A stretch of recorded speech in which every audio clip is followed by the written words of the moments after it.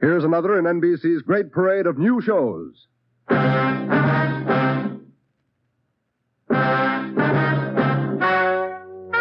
Ladies and gentlemen, the story you are about to hear is true. Only the names have been changed to protect the innocent. NBC brings you Dragnet.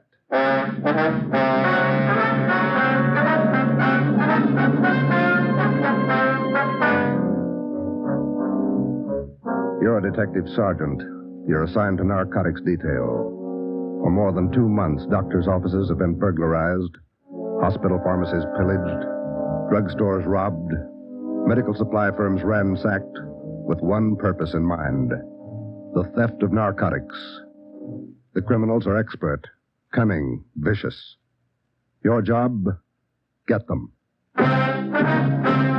Dragnet, the documented drama of an actual crime, investigated and solved by the men who unrelentingly stand watch on the security of your home, your family, and your life.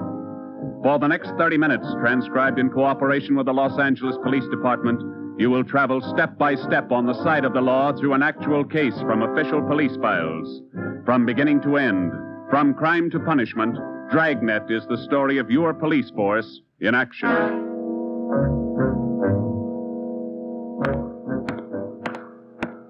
It was Thursday, March 23rd. It was windy in Los Angeles. We were working the night watch out of Narcotics. My partner's Ben Romero. The boss is Ed Backstrand, chief of detectives. My name's Friday. I was on my way back from the record bureau, and it was 10:35 p.m. when I got to room 24, the narcotics detail. Yeah, okay. Well, we'll be right over. Thank you. Get anything, Joe? Nothing we don't know already. How about you? That was the county hospital on the phone. Doc Welch. Pretty fair lead. I told him we'd be right over. What's he got? One of our informants, Benny Trounsel. Ready? Let's go. What's with Benny? It's bad shape. Somebody worked him over. They found him in an alley off of South Main. Yeah? Doc says Trounsel talked before he passed out. Anything good? He claimed he knows who's running the new dope racket in town. Says they got him. No, let's take the stairs here, huh? Why should they bother with small fry like Benny? That's what I'm wondering. Blackmail, maybe. Benny's still on the needle? Maybe that accounts for his story. Doc says his skull is fractured. Morphine doesn't do that to you. Yeah. Benny mention any names? I don't know. Doc didn't say. Here's the garage. Come on. When did they pick up Benny? About an hour ago. He had a pocket full of bundles on him. Heroin. Trounsel's small fry. He never had that much dope on him in his life. That's what makes it interesting. Let's go.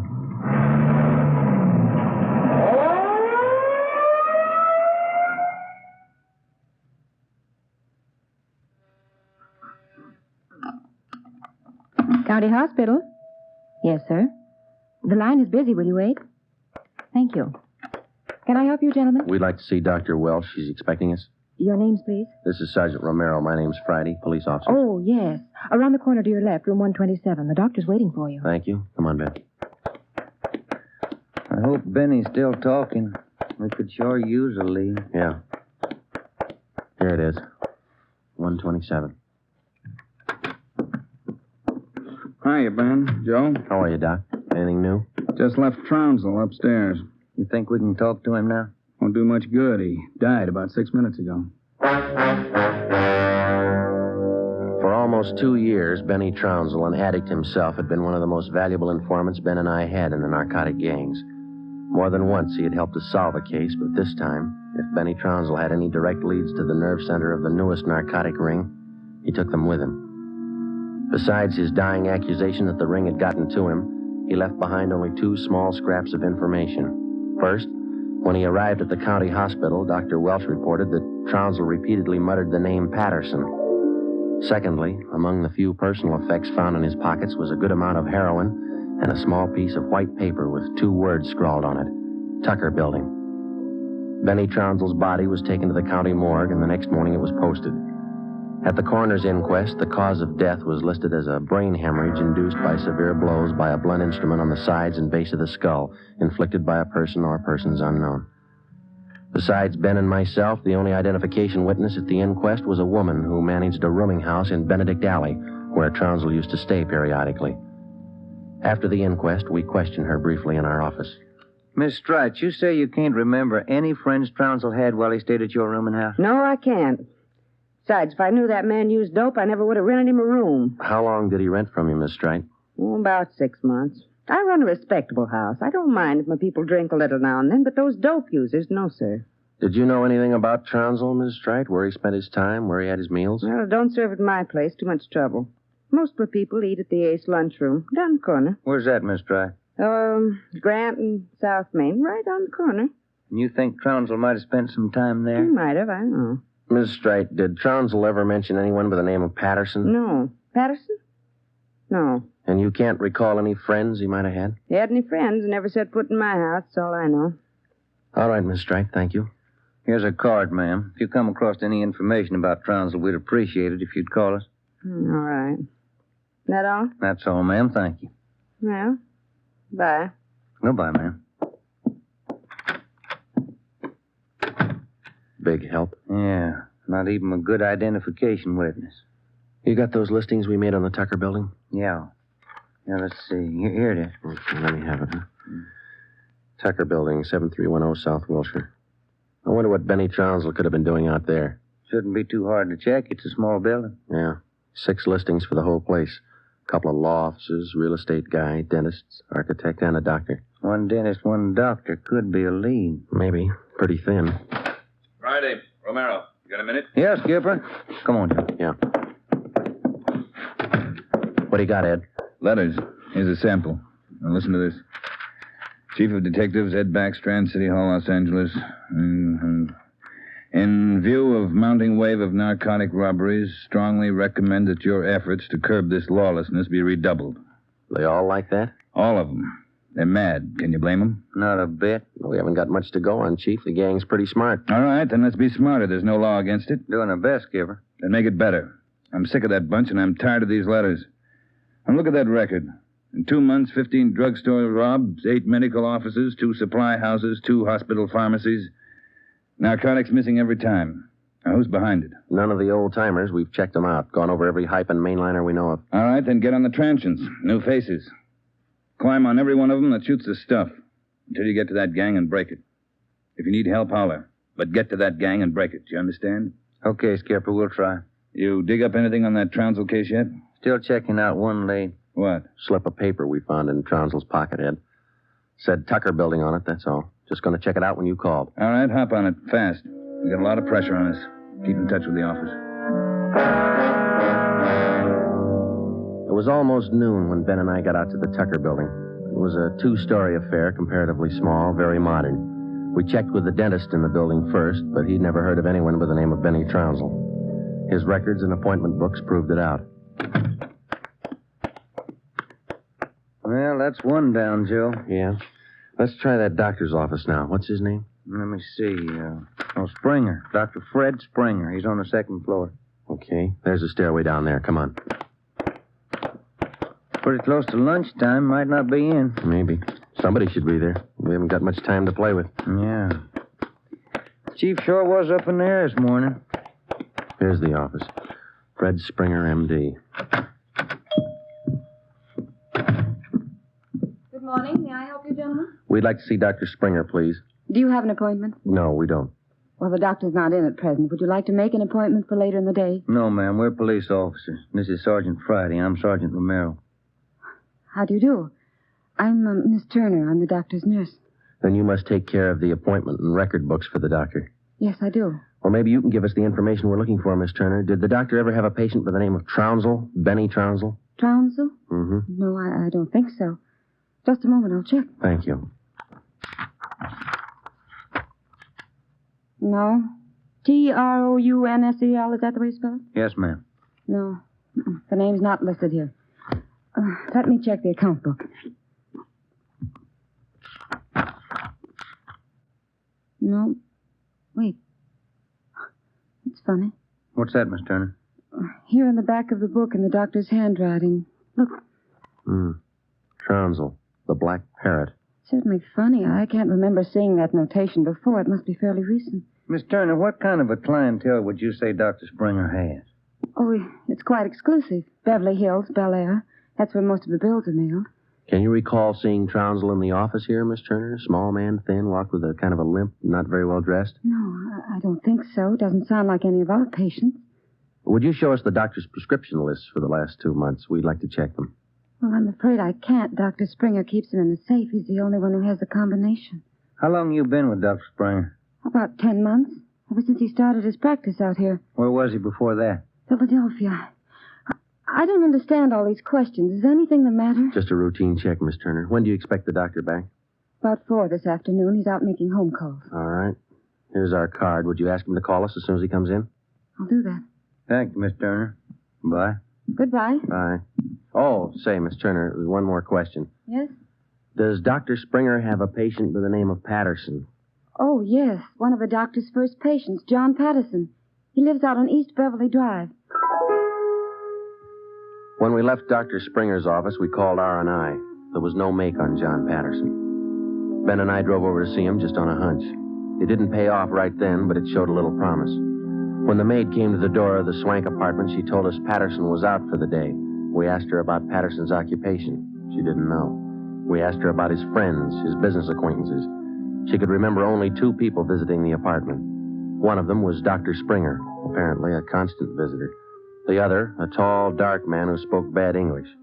We asked the maid how long she had worked for Patterson. She said ever since he moved to Los Angeles, about 6 months before. A few things started to fall into place, but it was strictly a guesswork operation. Ben and I got in the car and headed for the south end of the city to check out some of the places Benny Trounsel was supposed to have frequented.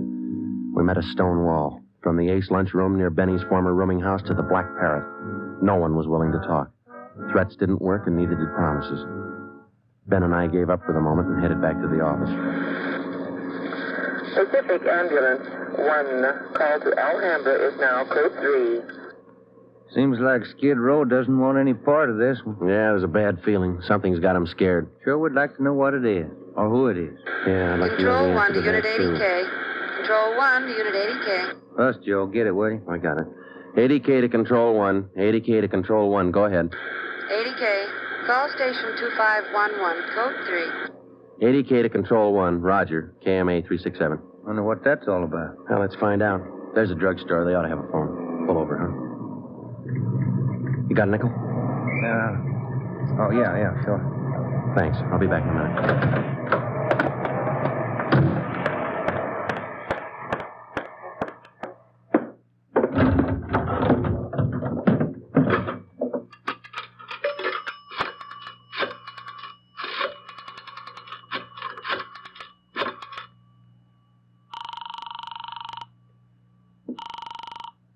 City Hall.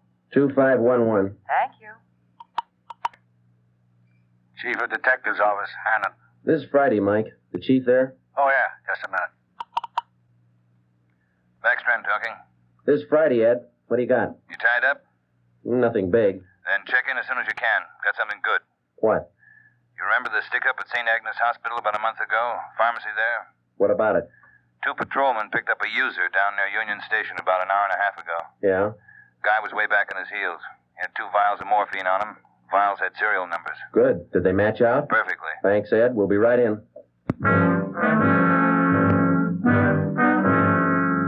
When Ben and I got back to the office at 3:52 p.m., we picked up Chief Ed Backstrand and went directly to the crime lab, where Lieutenant Lee Jones analyzed the contents of the 2 vials taken from the suspect. Jones told us it was high-grade morphine. We went back to the office and double-checked the serial numbers on the vials with the crime report on the St. Agnes Hospital robbery. They matched. And there's a good break. These vials were in the loot when the gang knocked over the hospital 28 days ago. Now stay on the trail and we'll crack that gang wide open. This the arrest report on the guy, Ed? Yeah. Picked him up in a bar off South Main. Who is the guy? A transient? Yeah, here it is, Ben. James Steiner, Phoenix, Arizona, age 37, transient laborer. Anybody talk this guy yet, Ed? Not yet. He shouldn't be too hard. You better get on it. Right, Skipper. Come on, Joe. Check you later, Ed. What time you got, Ben? Let me see. 25 past 4. A phone call for you, Ben. Yeah, who was it? Your wife wants you to pick up some aspirin and a bottle of nose drops for your kid on your way home. Oh, yeah, almost forgot. That the only call we had, Mike? That's right. Thanks. Well, you got that Dr. Springer's number, Ben? Yeah. Here it is. Crestview 55284. Thanks. Nurse said he'd call us around 4, didn't he? Yeah.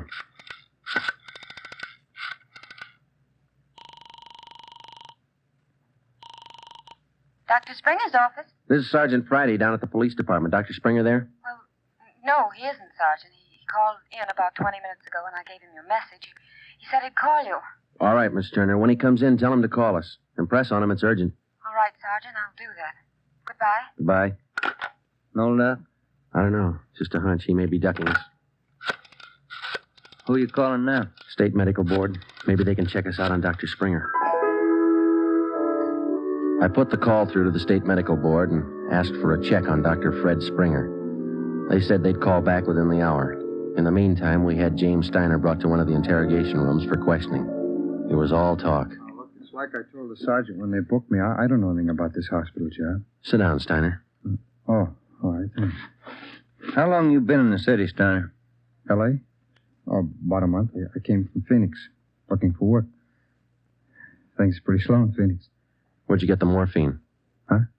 I said, where'd you get the morphine? The stuff? Oh, I bought it. Just for a pop now and then. I just play around with it. Just for kicks. Who'd you buy the vials from? Who? I don't know. A guy in a bar gave me a price. Which bar was that? Which bar? Black Parrot. I'm not hooked. I just play around with it just for kicks.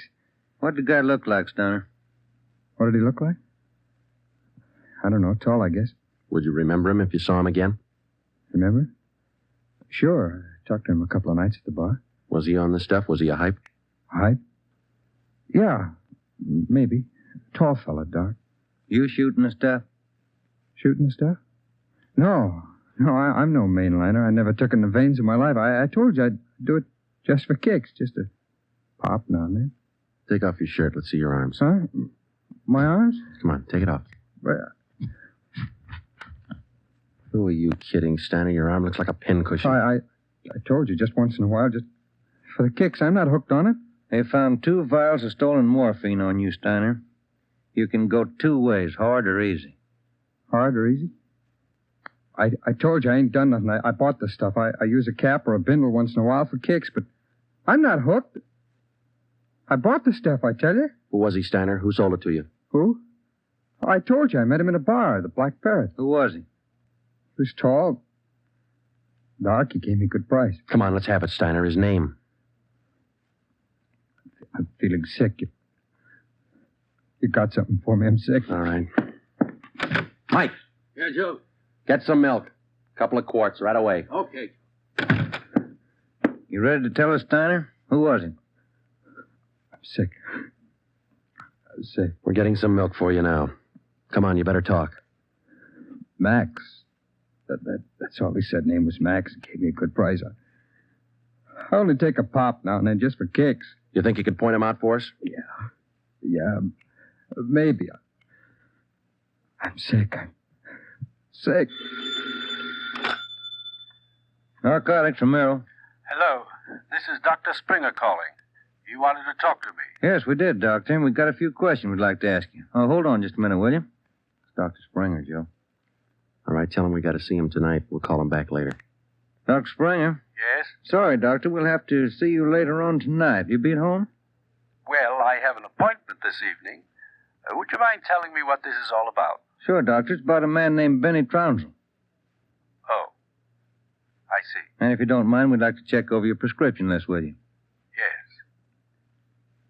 I'll cancel my appointment. You can contact me here at home. 1538 South Road. I'll be here all night. All right, Doctor. Thank you. We'll see you later then. Yes. Goodbye. Goodbye. What'd he say? All right? Yeah, it's all right.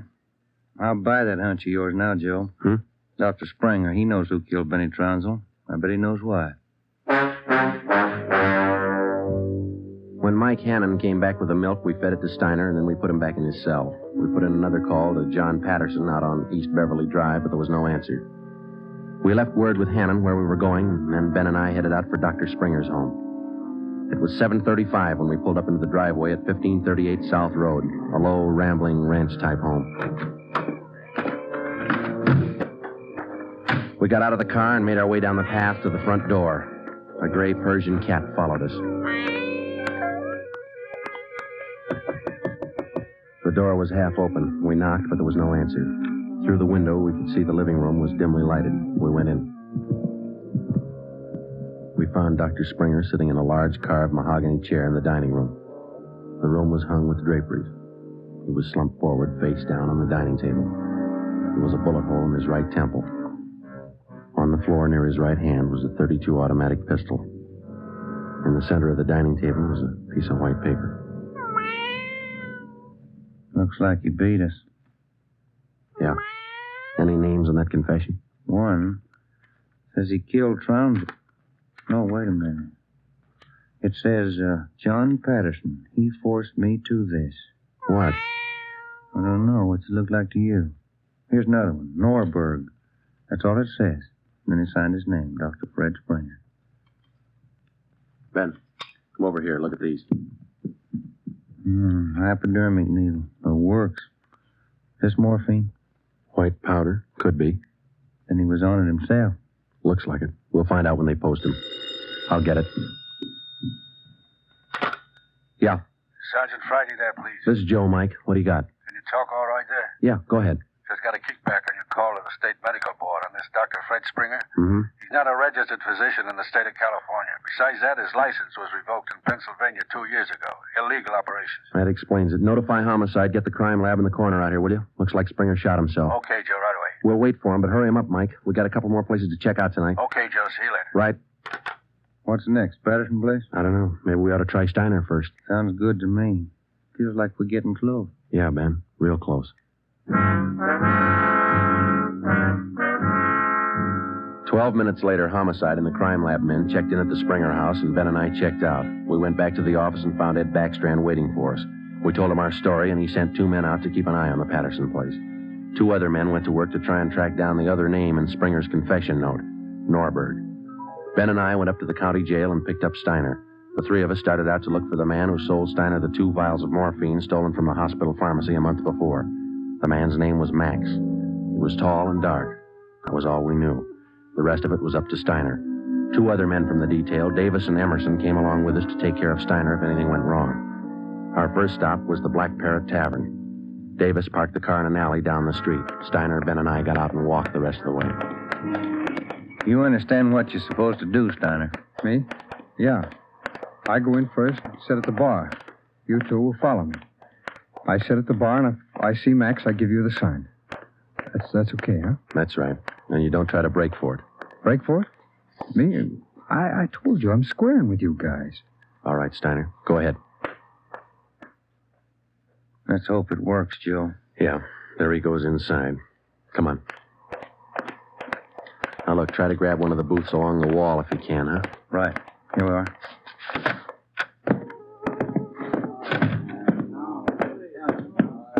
First booth, Ben. It's empty. Yeah. Fellas left to order at the bar. Waitress got a night off. Make it a couple of beers, will you? Couple of beers? Okay. Joe. So look at Steiner. Yeah, he's signaling. Must mean the guy putting on his coat over there. No, hold it, Ben. Wait till he gets past us.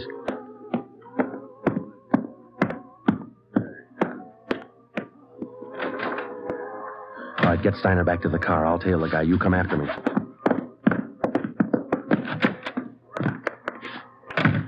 I didn't know how right Steiner was or how much we could trust him. All I knew was that the man I was following was tall and he was in a hurry. I followed him 3/4 of a block before he turned in at a motel. He went to a cottage at the rear of the lot, let himself in, and closed the door quickly behind him. A minute later, Ben and the others pulled up in the car. Got him staked out, Joe. Steiner says that was Max. Let's make sure. Come on. Which one's he in? The one down at the end here. Now be careful. You too. All right, here we are. Wait a minute right there.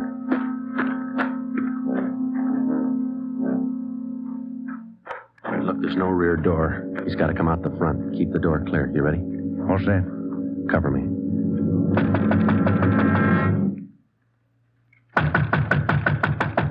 Open up in there. Who is it? Police officers, open up. Just a minute. All right, Ben, give it back to him. Don't shoot! Well, come on! All right, throw your guns out first, then come out with your hands behind your head and make it fast. Watch it, Ben. He's making a break. Where All right, mister. That's far enough. Get out of my way. Get out of Get him, Ben. That's good, Ben. You all right? He didn't mean it, Copper. He didn't mean it. He didn't know what he was doing. Well, that must be a good excuse, lady. A lot of people use it. Come on, Ben. Let's take him in.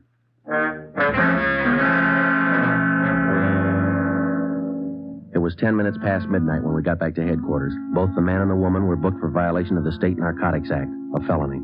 He gave his name as Max Jansen. In his luggage, we found 13 vials of morphine, large quantities of heroin, and a small amount of Panopin. He gave us the names and addresses of 6 active members of the narcotics gang. He identified Dr. Springer as second in command. Just a few more questions, Jansen. Yeah, all right. Why did Springer kill Trounsel? He had it coming. Trounsel knew the score, and he was blackmailing them, bleeding them white. Why didn't the gang take care of him? The boss said no rough stuff. Things were going too good. He warned Springer, but he wouldn't listen. All right, Jensen, just one more question. Who's the boss? Do I get off light? State's witness? It might help. We can't promise you anything. Who's the boss, Patterson?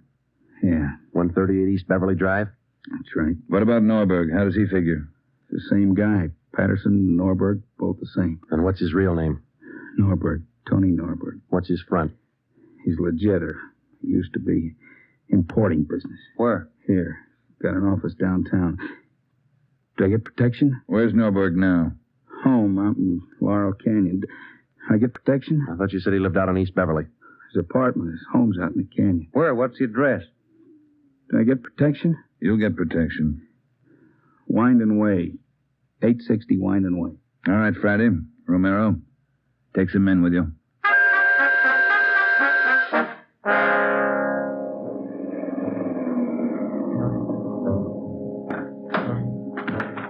All right, Davis, cover the back of the house. Levine, you cover the front. Come on, Ben.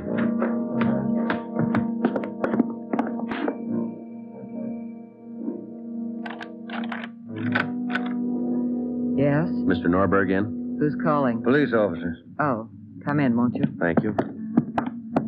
Now get your hands up. Face the wall. You'll never make it, lady. The house is surrounded. Tony, get the stuff. It's our only chance. They'll cut you down, Norberg. All right, Jeannie, give him the gun. Don't be a fool. They're going to march out the door in front of us, right to the car. I'm not going, Jeannie. Try it if you want. I'm not going. All right, Tony, stay. Come on, coppers. You'll never make it, lady. I said move. Fast. All right, Ben, hit the dirt. She's going for the car. See if you can get those tires.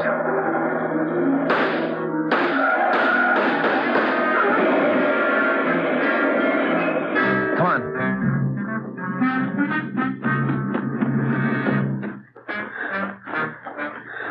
Dan? Yeah. Norberg was smart. Must be the girlfriend. Guess so. Wonder why they start. Why did they get on the stuff, Joe? For kicks, Ben. None of them ever get hooked. Just for kicks. The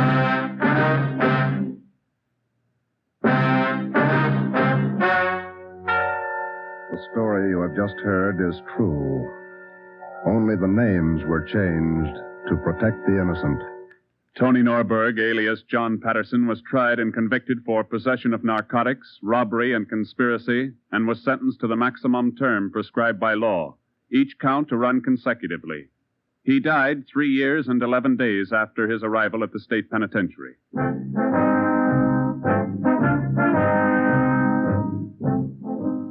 You have just heard the 9th in a new series of authentic cases transcribed from official files.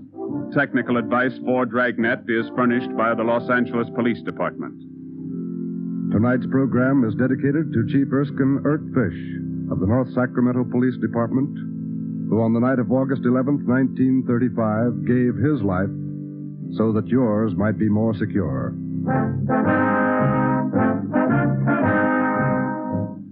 Dragnet came to you from Los Angeles.